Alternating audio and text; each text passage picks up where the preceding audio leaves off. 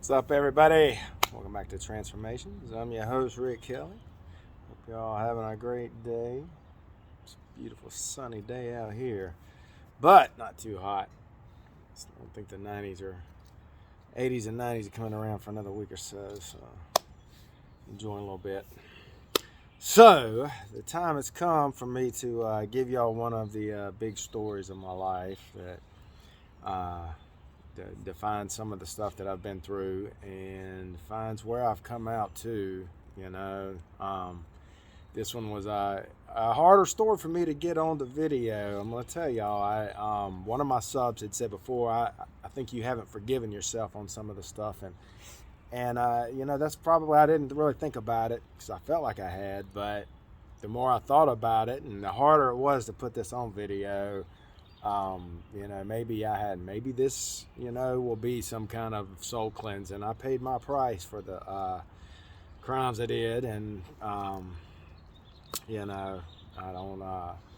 don't live that way anymore. And I came out another end of life that is a beautiful end that I hope that this story can, someone maybe can identify with it and see that there's hope on the other side, because during this time I had no hope, and it was very little hope in my life. Zero hope. I had just gone through the loss of my mother, divorce, losing my son behind that, and everything else in life. It just didn't matter, so I was addicted to drugs bad, alcoholic bad, and just a menace to society of sorts. My crimes made me look like an evil person at times, and I never felt evil. I never, meant harm to other people. But, my dad told me, I'll tell you, he said before, he's like, people don't judge you by your what you want to do. They judge you by your actions. And my actions labeled me as a, bad person. So it was hard to get through this period of my life all the way around, but I did make it through. And so now it's time. I've told this story, to a lot of people I've known over the years, but I've never put it out there on video for the world to see. But this was one of the big ones. So sit back and take it in. It's one of those for the movies, I believe. So let's start back. I was this was 20 years ago, and so I was right around 30, and I was in Charlotte, and I had been living with a couple guys over in town, in an apartment, and I was ripping and running, smoking crack, and one of the guys I lived with smoked and the other one didn't. And I was hanging out at a crack house that was right around the corner, and so I was always up there, always ripping and running up and down the street, and doing whatever I had to do. So I came back that evening and stopped in the apartment, and the one that smoked, who was really a grimy person, he met me at the door, and he said, our roommate's gold's missing. Did you take his gold chain? And I was like, and he was in there, and so it was already, they were making me out to be the one, and I knew what had happened was he had took it and was blaming me. And so I hit him, and when I hit him, everything, and he said, get out, get your stuff, get out. And so I was basically homeless at that point. So I stumbled back up to the crack house and was hanging out there, and knew several people around there. And there was one guy that had been hanging around there a couple of weeks, and so we'd been smoking stuff, and he said, he was homeless too. So it was getting late, and you run out of money and everything. The crack house, it's time to go. They ain't gonna let you sit around there with no money and nothing to parlay with. So we took off on foot. We started walking, and we walked into a neighborhood, and I said, maybe we can find an empty house, that construction going on or something. So we ended up finding a house right there that was empty.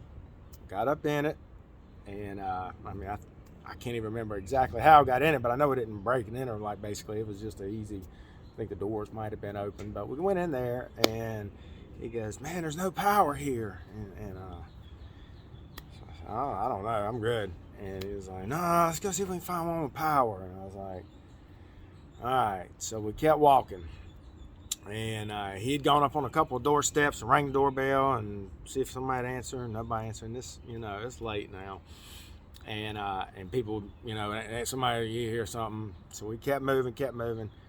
Finally got around to one, and there was a bunch of newspapers lined up out on the driveway, and I was like, here we go. Here's one. Somebody's out of town, obviously. And so we went around to the back of the house and started messing around, and he, bam, busted the window in right off. So he goes in. I go in. When I go in just like this. Didn't touch anything. Got inside there. And I sat down and made a bowl of cereal. I was hungry.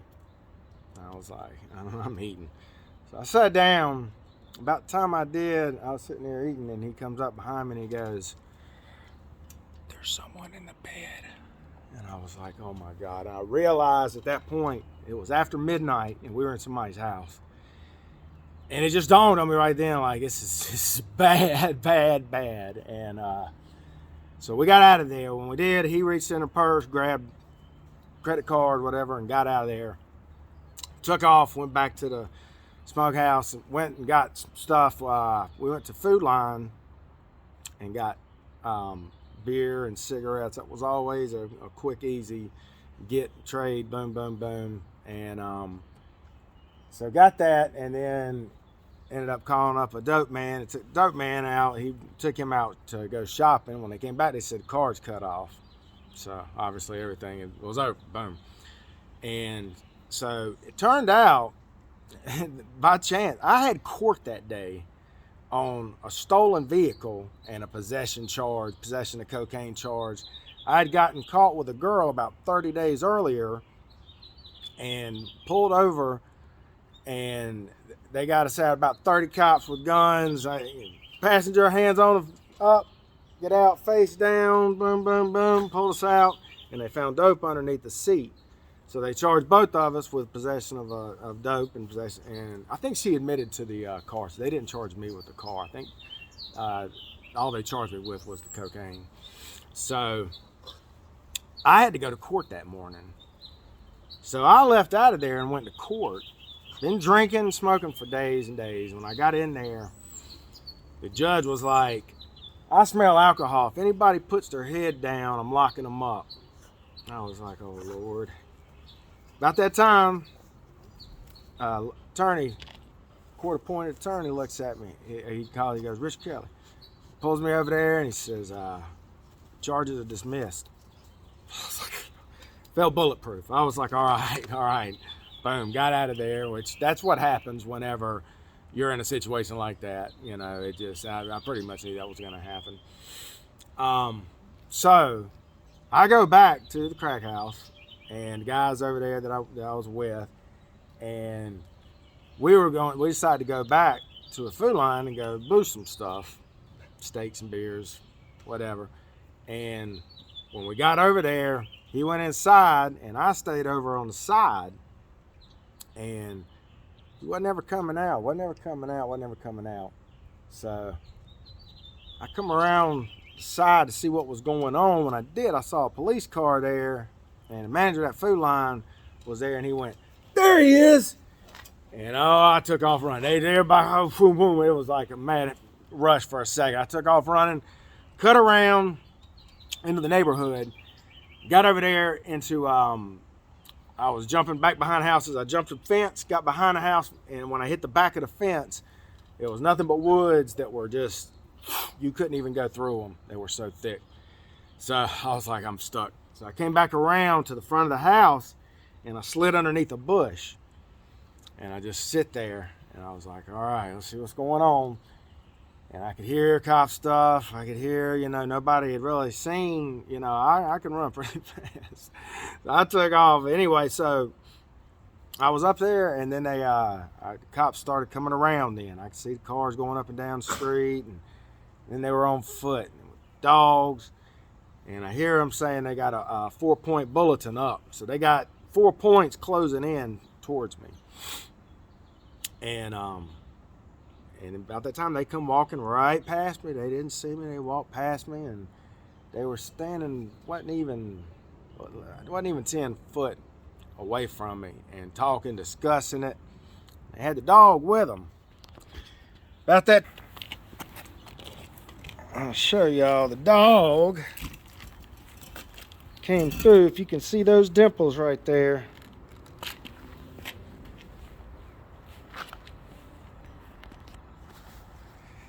It's right here where the dog's mouth was. Boom. Boom. And underneath, there's another one where his bottom was attached to my hamstring. So he, pulled me out of that bush.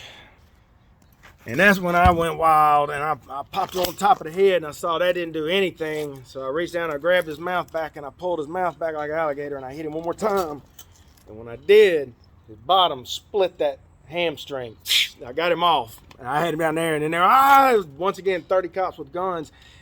Coincidentally, in the same exact street where I just gotten hit 30 days before. And I had that dog off, and they were like, get him, down. He dropped as soon as they said down, and then I was like, take me to the hospital, So they took me to the hospital, because he had split my hamstring when I hit him. His bottom tooth, it came off, but it came through and sliced my hamstring wide open. My leg was locked like this for about 2 months. Couldn't straighten it out. So cop was real cool. He took me there and let me smoke a cigarette, whatever, and I felt sorry for me, I guess. And so then I come back around.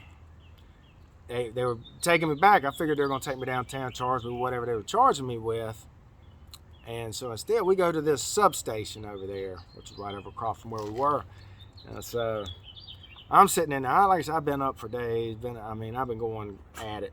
And so these two ladies sat down, and we were in there in one of those little interrogation rooms you see on TV all the time. And they were like, "You look like you could use some help." And I was like, "Yeah." They were like, "We're here to help you." They're like, "We're with the burglary division." And about that time when they said that, I said, "I need my attorney. I need an attorney." And they were like, "You're screwed." They were like, "You are so screwed. You're not going to be out of here ever." And I was so beat up that I just didn't even care anymore. I was just like, just take me to jail. Just take me in. And so they took me in. And they put me in, didn't process me like they normally bring you through and process you with everything. They put me in, and I sat there. I think I spent maybe a day or two in a little ICU thing where they watched my leg.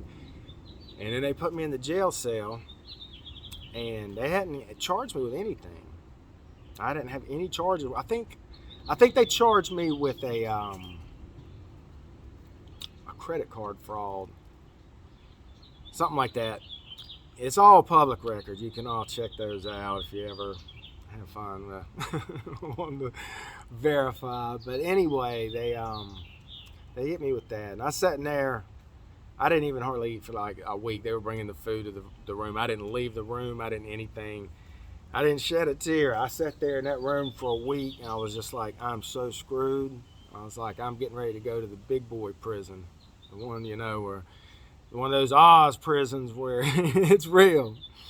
You know anything about, as I'll go through and tell you about the other stories, and I'll tell y'all some different stories of things. But I've been in a dozen penitentiaries in North Carolina, but only 2 of them were brown clothes, and that was just a process, and I went to honor grade immediately. So I was never really in rough prisons. And as a matter of fact, I never got into a fight in prison. I got into a couple fights in jail, but never got in fights in prison, man. Prison, if you keep to yourself and don't mess with people trying to go home, Jail, you got short timers that are coming in there ready to start trouble, because they know they're getting out in 30 minutes or an hour or whatever, and so that's what you have to deal with.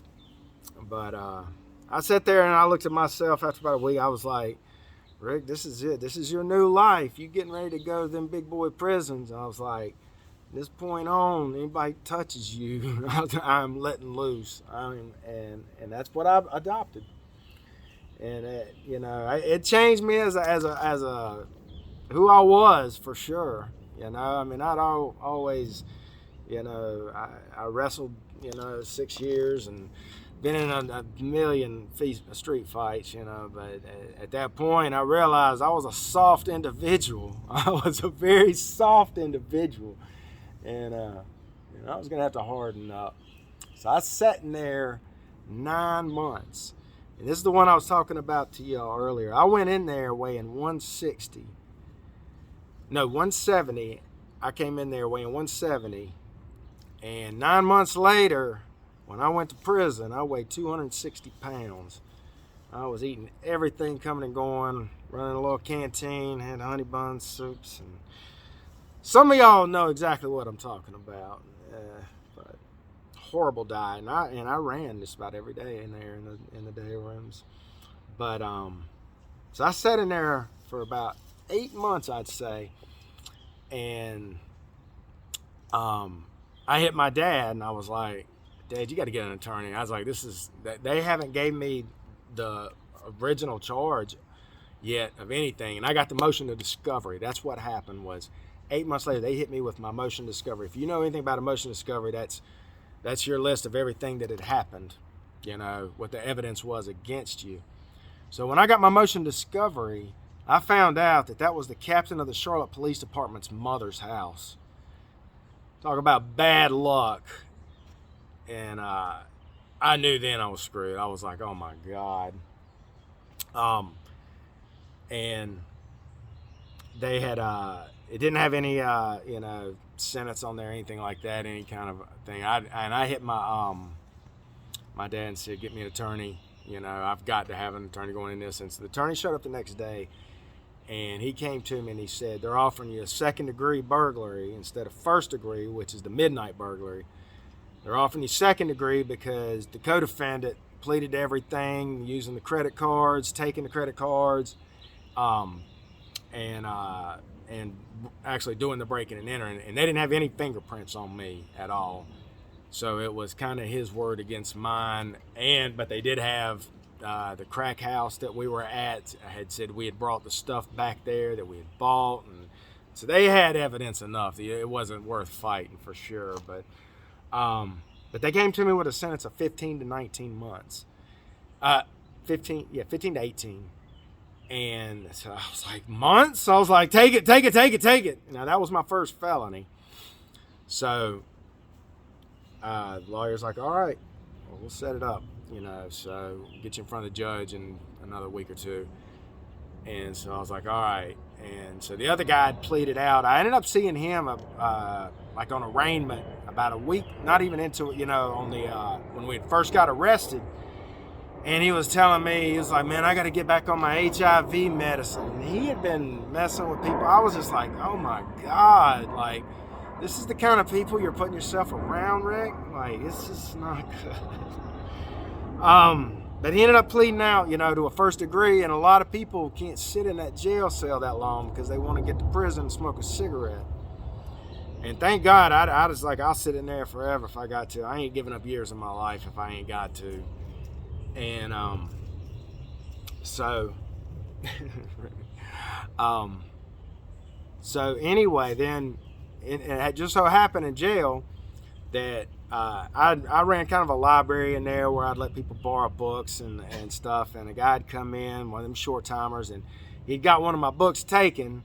And he came to me, he's like, oh, they took your book. I was like, what? He's like, man, won't you come? And he came at me. When he did, I jumped at him, and we got into kind of a wrestling match. I slipped out. I was in flip-flops, so I was into my socks trying to wrestle, and I bust my knees up. And, and they locked everybody down and got us. And, no hits were even fired off. It was just a nice little wrestling match. And so they ended up putting me in the hole. Well, what happens then is whenever you go in front of the judge, you're in shackles, and the judge knows that you're, a troublemaker while you're in there in jail.